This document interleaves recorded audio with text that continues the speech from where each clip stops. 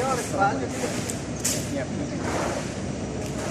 नाज़रीन, आज हम जो हैं इंटरव्यू कर रहे हैं उमैरा बेग साहिबा का, जो एडवोकेट हाई कोर्ट हैं और ये स्पेशलिस्ट हैं फैमिली मैटर्स पे, ख़ास तौर पर डाइवोर्स का कोई मामला हो या दहेज का कोई मामला हो या कोई और कोई ऐसे विक्टिम्स हों जिसमें ख़वातीन विक्टिम होती हैं। तो उस हवाले से आज हमने उमैरा बेग साहब को दावत दी थी। आज उनके पास आए हैं, उन्होंने अपना कीमती वक्त निकाला है और आज टाइम दिया एक्सपोज न्यूज़ को। तो आज एक्सपोज न्यूज़ के प्लेटफॉर्म से ये हमें अपना ख्यालात का इज़हार करेंगे और बताएंगे कि तलाक की वजह क्या है। जी मैडम, अस्सलाम वालेकुम। अब ये बताइए कि तलाक की क्या वजह है, क्यों, क्या वजह है?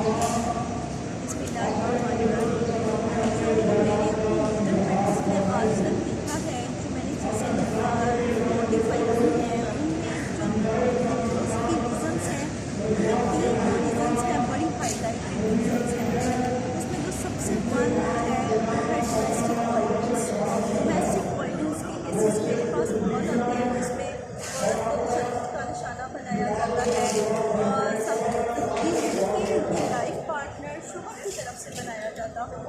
इसमें अदर जो उसके रिलेशंस हैं, जैसे ससुर है, जैसे देवर है, नंद है और सास है, इस तरह के लोग भी बहू पे तशद्दुद कर रहे हैं।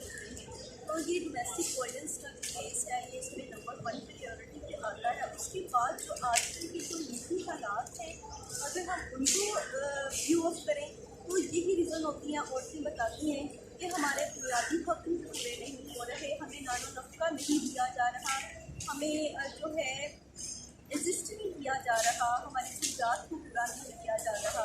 तो वो इसकी जो रीज़न है वो है बेरोज़गारी। अगला पर्सन भी जो है मजबूर होता है बेरोज़गारी की वजह से। फिर फीमेल जो है वो डिवोर्स की स्टेज तक पहुँच जाती है, फिर वो कोर्ट अपना के लिए कोर्ट में आ जाती है। तो ये जो चल रहा है कि वो इसमें जो है वो वाक़यात आते हैं एक्सटर्नल अफेयर का, वो किस हद तक दुरुस्त है? बात क्या है, वाकई एक्सटर्नल अफेयर लाइफ पे करता है, अफेक्ट करता है ये भी लाइफ पर? जी बिल्कुल ऐसा ही है कि ये अफेयर्स, एक्सटर्नल अफेयर्स का मैटर्स भी सामने आते हैं। ये तकरीबन कोई 25-30% सामने आते हैं एक्सटर्नल अफेयर्स के मैटर्स। उसमें अफेयर्स भी नहीं कि सिर्फ मर्द की तरफ से, फीमेल की तरफ से भी सामुदायिक जो है अफेयर सामने आता है दोनों साइड से। और जब ऐसा होता है तो जब ये सर्कल बनता है, ये एक्सटर्नल अफेयर चलता है, उनकी ज़िंदगी को पूरी तरह इफेक्ट कर देता है। अब इसके पीछे रीज़न्स ये हो सकती हैं, या आपकी मेंटल अंडरस्टैंडिंग नहीं हो रही, उसकी वजह से एक्सटर्नल अफेयर करना पड़ा, या घर वालों के दबाव की वजह से आपने शादी कर ली। ये दबाव लड़के पे भी होता है, लड़के पे भी होता है। इसकी वजह से बात अंडरस्टैंडिंग नहीं हो रही तो एक्सटर्नल अफेयर कर लिया। समटाइम ऐसा है कि लड़की की एज बहुत ज़्यादा होती है या लड़के की एज बहुत ज़्यादा होती है, इस फैक्टर की वजह से उनको एक्सटर्नल अफेयर कर लेते हैं। और इसकी रीज़न ये भी हो सकती हैं कि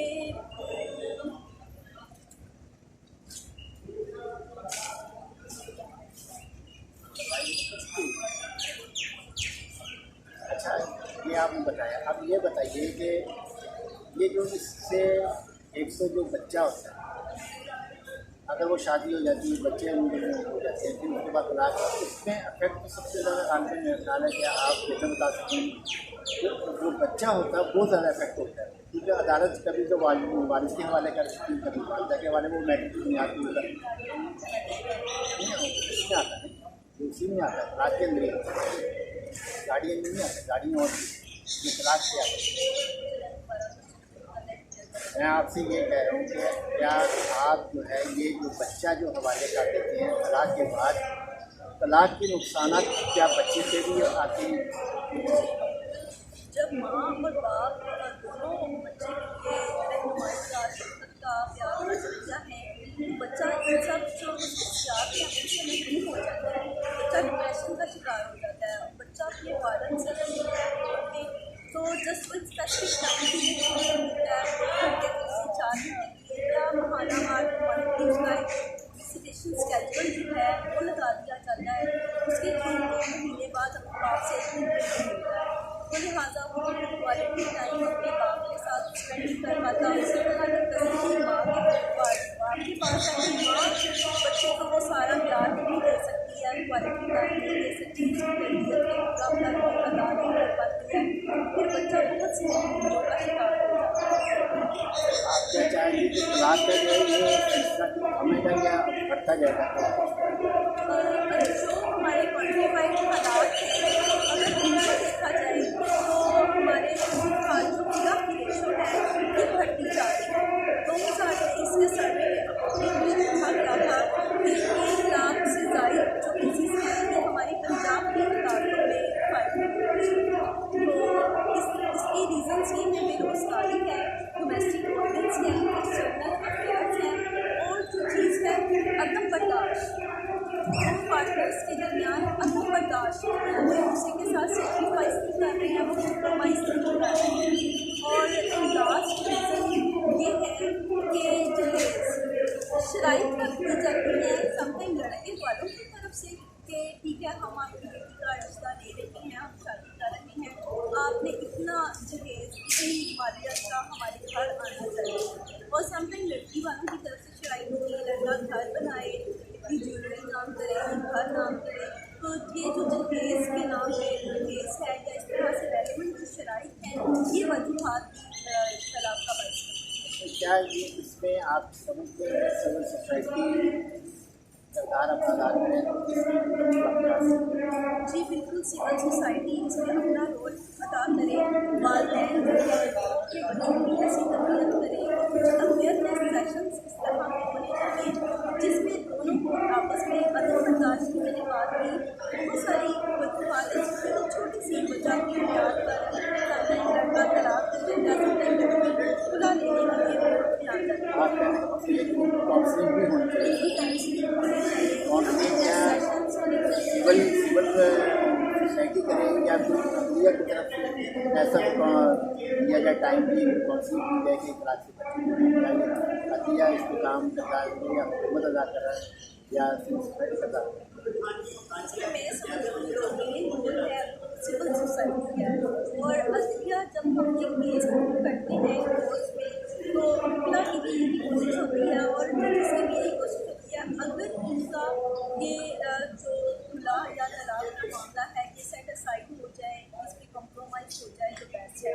जजेस का पहली रिकमेंडेशन ये होती है कि आप कॉम्प्रोमाइज़ नहीं कर लेते, आपको थोड़ा सा टाइम दिया जाता है, आप सोच लें कोर्ट के बाहर जाके सोच लें या कुछ दिनों का टाइम लेते हैं। लेकिन जो पार्टनर्स हैं वो चीज़ होते हैं कि नहीं जी अभी हमारा काम करवाया जाए, अभी रजिस्ट्रेशन करवाया जाए। प्रैक्टिस ऐसे बात है या आप लोगों ने काउंसलिंग की होगी, आप सोच रहे हैं जाके देखिए आप वो आपस में वो दोबारा मिलते हैं से बच्चे को जी अक्सर ऐसे भी हुआ है, जिनके खास तौर पर बच्चे होते हैं उनको हम यही एडवाइस करते हैं कि आप रजिस्ट्रेशन करें, कॉम्प्रोमाइज़ करें। तो हमारी काउंसलिंग से बहुत बार ऐसा हुआ है कि घर का बच जाता है, लेकिन ऐसा तब होता है जब बच्चे हों, बेटियाँ हों खासतौर पर। तो अदरवाइज अगर सिंगल पार्टनर्स तो वो इस म्यूचुअल कंसेंट की तरफ जाते हैं कि आप कंसल्टेशन करना नहीं चाहते हैं। आपसे गुजारिश है कि चाहे आपको सहमत देते रहेंगे आपने आवाम के लिए आपने टाइम निकाल दें, आवाम उसको अवेयर हो सके, आइंदा जो है वो आपको दे देंगे। हम आप जी बहुत शुक्रिया, आपने मुझे अपने प्लेटफॉर्म पे इनवाइट किया, बोलने का मौका दिया। इंशाल्लाह हम इसी तरह आगामी के प्रोग्राम्स जो हैं वो बढ़ते रहेंगे। अल्लाह हाफ़िज़।